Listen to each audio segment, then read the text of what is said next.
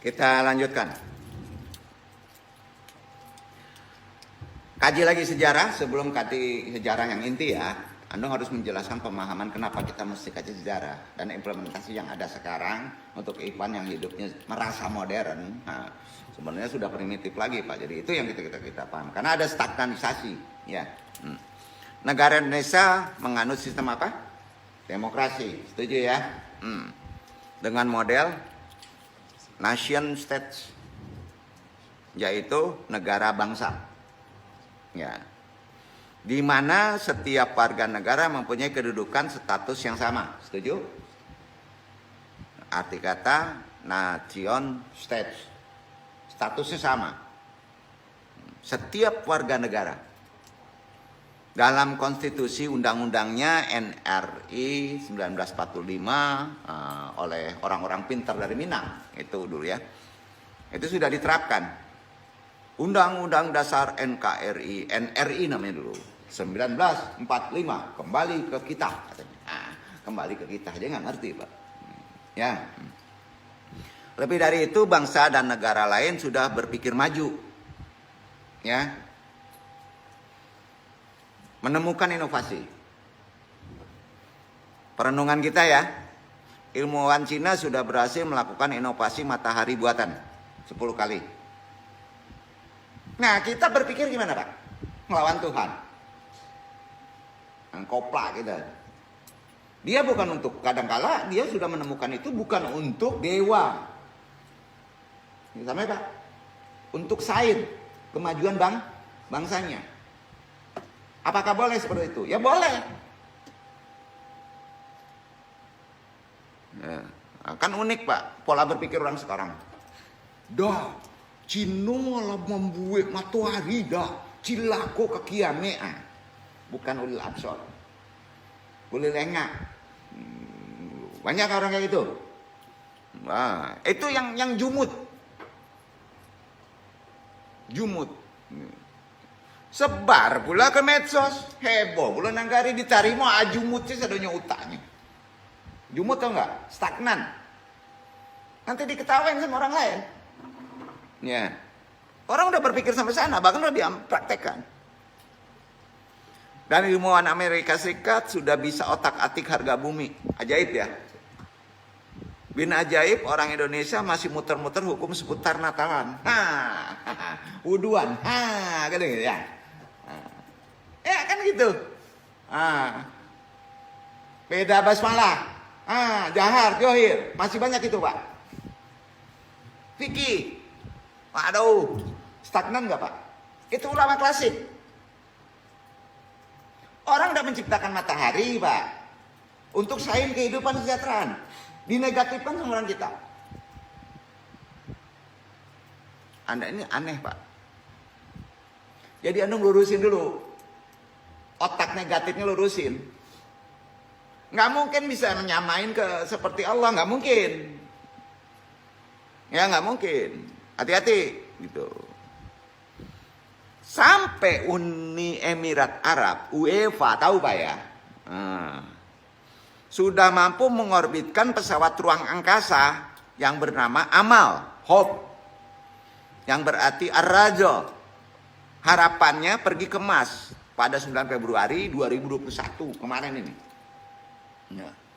Untuk observasi kemungkinan kolonisasi penghunian manusia di planet merah. Nah kita masih berpikir apa Pak? Bulan puasa gak datang. Allah nanti 2 hari sebelumnya. Wah kacau kok. Ya. Natal gak boleh. Kafir. Pusing. Tiap tahun. Betul kan? Kita penting mengimplementasikan jargon progresivitas dalam ulama-ulama yang ada sekarang. Maaf ya, yang besar sini apa sih Pak?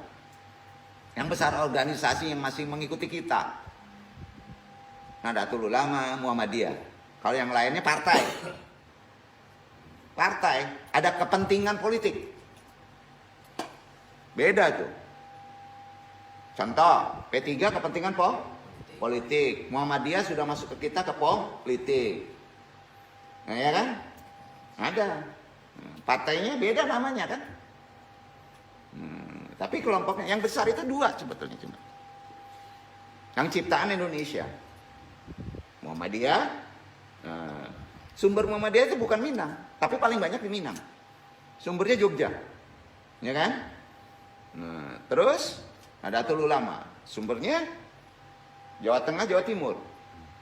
Runut nasabnya dari Minang semuanya. Bingung Pak? Nah, kalau nggak ngaji sejarah kan nggak ngerti. Iya kan? Nah, tuh. Berarti kita punya bio yang bagus. Ya. Sekarang kita bahas sejarah kita dulu supaya kita ngerti kenapa Anda mau menyampaikan itu. Ya. Nah, mulai besok jangan mikir-mikir gini ya. Ini beda lagi nih. Nanti ketemu Jumat nih. Idul Adha. Oh, karena ini salah ini. Gitu. Nggak gila itu tiap tahun kayak gitu. Orang udah terbang ke atas ya. Berdiri suatu alat. Ya. Muter. Terbang dia. Nah, kita masih mikir kayak gitu. Aneh nggak Pak? Ya. Mobil udah terbang sekarang kan ya. Ya. Kita masih macet di tol. Itu kan ngaco. Ini bukan memotivasi. Kalau kita jumut, tidak ulil absor, begitulah jadinya. Tiap ulama saling menjelekan. Ya, jadi di sini ladang. Anung tidak ingin di Indonesia itu jadi ladang untuk orang-orang yang menggunakan sainnya dilempar kemari kan? Iya kan? Yang perang siapa Pak? Kita-kita aja.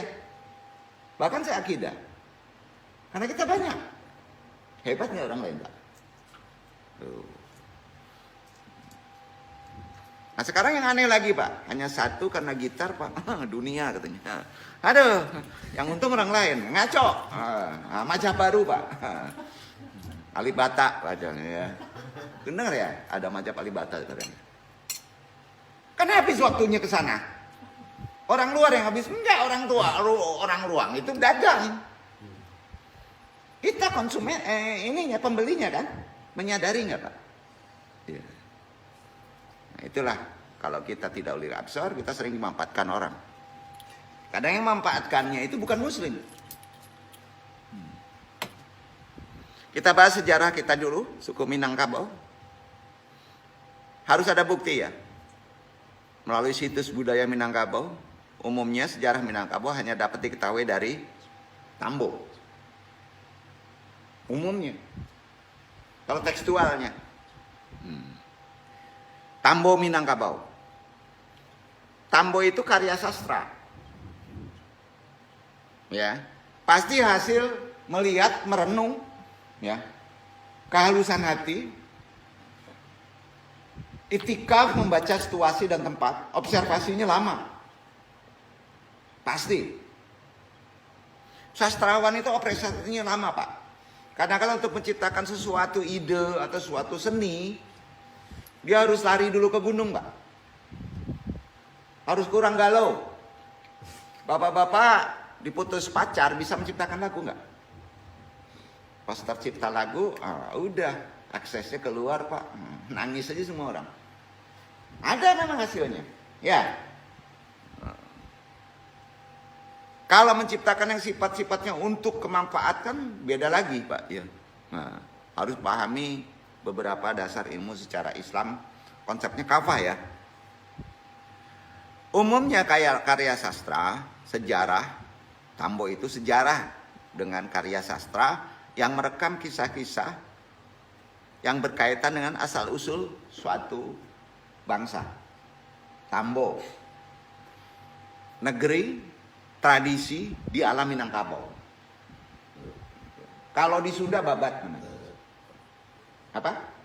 Nah, ya, bukan daging kulitnya dah, itu babat dimakan. Itu Sunda. Nah, kalau orang Melayu lama menyebutnya hikayat. Orang Minang Tambo, bahasa lama. Bahasa sangat lama. Hanya di Minang yang berani memakai kata Tambo. riwayat orang yang sudah berlalu.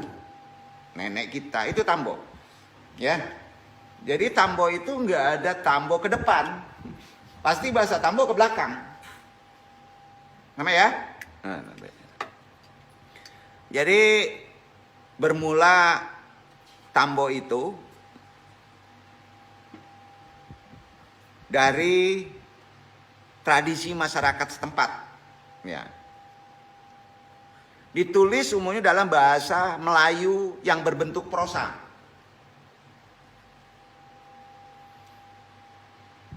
Asal bahasa Tambo ialah bahasa lama. Orang sering menyebut Sangsekerta. Apa? Sangsekerta. Ya. Sangsekerta yang disebut bahasa Jawa asli ya. Bukan Pak. Sangsekerta itu bahasa yang diciptakan nama Sangsekerta sama orang Jawa. Sebenarnya bahasa Melayu kuno. Ada kaitannya dengan jazirah dari jazirah Persia dan Arab. Ya. Armenia lah. Tapi bukan Armenia murni. Nanti ada pula ulama yang mengaku profesor atau apa ya. Disalahin semuanya. Anu tidak akan sebut orangnya. Sriwijaya fiktif, Minangkabau fiktif katanya. Ngajinya bukan observasi sama cendekiawan duduk. Tidak berani dia. Langsung ke YouTube. Dimakan nih kita. Wah, becaka orang. Ada kayak gitu Pak? Ada. Nah, kita yang bingung kan? Kalau dia merasa cendekiawan, ulil absor, dia berani fight. Beberapa ahli datangi. Betul kan? Ide dia buktikan. Harus apa namanya itu? Akademis kan? Zaman Nabi juga begitu. Hadis itu harus akademis. Iya. Jadi Tambo itu berasal dari bahasa Sangkerta, arti lamanya tambai. Artinya tahu tambai? Bermula. Tambo itu artinya bermula. Mula-mula. Usul, awal, sangat awal.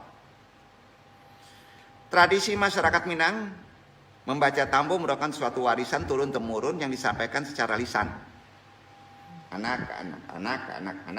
Pas kita menerima Tambo dari nasihat ke belakang, nggak perlu kok mengicu saya gitu. Lah kuno. Jujur Pak. Apa-apa mendengar apa lalo Pak. Kalau ngerti bahasa spiritual Tambo, nggak bisa lalo Pak.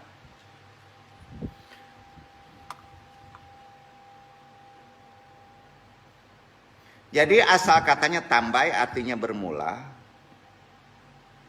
Akhirnya kata Tambo itu di bahasa sekarang menjadi Tarambo. Dapat juga bermaksud sejarah. Tarambo itu artinya sejarah. Jadi boleh nggak kita membaca sejarah melalui Tambo? Jawabannya boleh. Itu kan klinik. Khayal. Legenda katanya. Tunggu dulu. Kalau bapak-bapak tidak ada ilmu, membaca legenda menjadi untuk makanan begadang Pak, hiburan, nggak ada makna. Sepakat tak? Ya.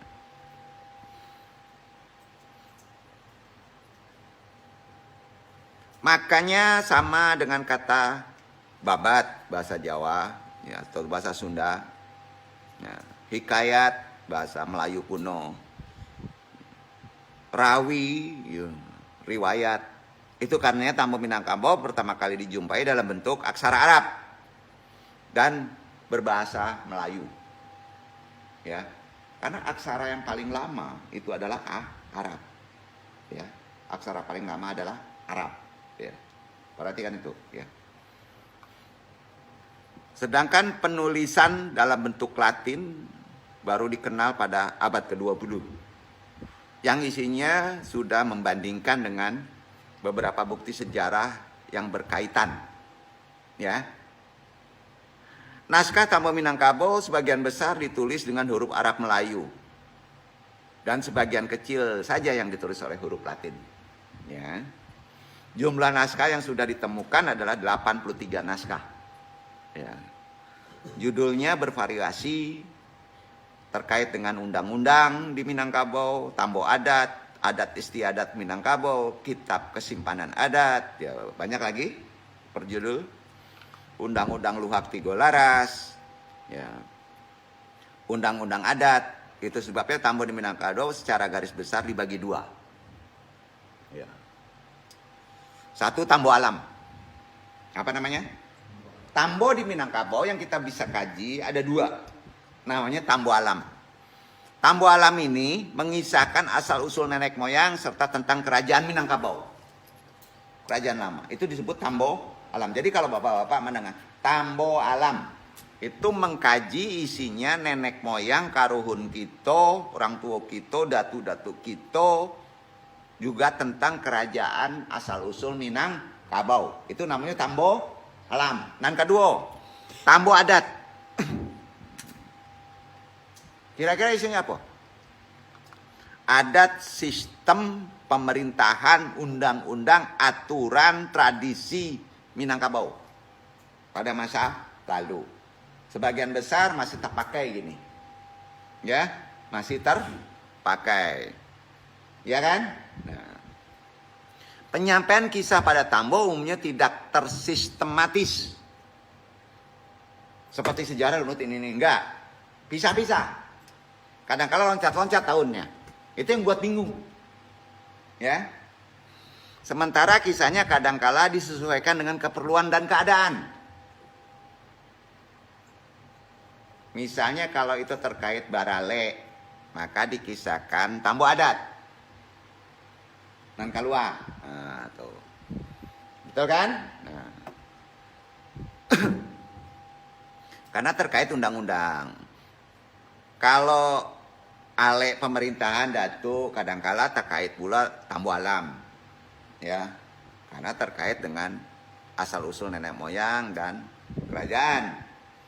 Ditambah nanti dengan tambo adat. Agak lama bisa sampai pagi. Iya kan? Betul kan? Jadi kalau ditanya petata-petiti Minang umumnya yang diungkapkan apa? Dua tambo. Pertama tambo alam, kemudian tambo adat. Isi tambo alam. Orang Minang dan muda-muda yang banyak tidak tahu tuh. Makanya ndak ulil absor. Jauh rasaki. Banyak pula jomblo akhirnya kan.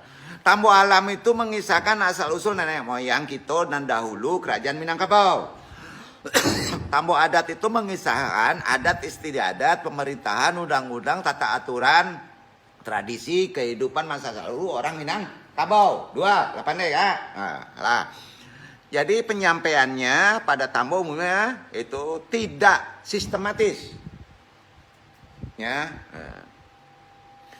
Karena itu isinya dapat berubah-ubah menurut kesenangan pendengarnya. Ya. Di sini kepekaan kita harus pandai menangkap. Namun demikian, pada umumnya tambo Minangkabau adalah karangan saduran. Si penyadur tidak menyebutkan sumbernya, anonim. Sehingga seolah-olah merupakan hasil karyanya sendiri. Nah, itu jadinya orang Minang. Padahal ada sumbernya. Paham nggak tuh? Ada. Anda tahu sumbernya. Kan ada 83 sumber tambo asli. Ya. Ada 47 tambo yang terbukti asli Minangkabau yang tersimpan di berbagai perpustakaan. Sayangnya di luar negeri. Leiden, Minang, di Champa, Thailand.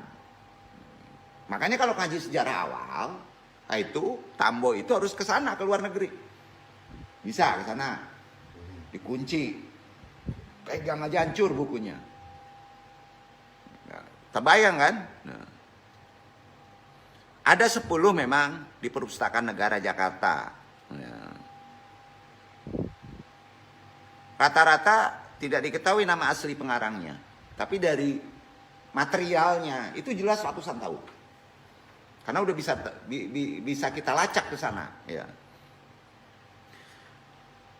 Sedangkan tambo alam Minangkabau, contoh singkat diantaranya diceritakan pada zaman dahulu.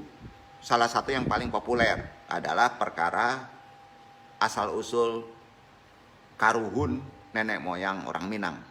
Banamo Iskandar Zulkarnain. Dan danung kurangi. Nanung udai. Jadi katanya apa mandai kita secara runut seluruh dunia karuhun kita sebut Nabi Adam. Secara orang Minang disebut Iskandar Zulkarnain. Alexander yang agung. Kalau ditanya apa kok sadonyo orang Melayu itu orang Eropa. Tapi kalian pendek. Kan itu kan. Itu tambo. Betul itu. Betul atau dari sana kita bahas. Nanti Bapak bisa menangkap. Insya Allah Bapak bisa menangkap.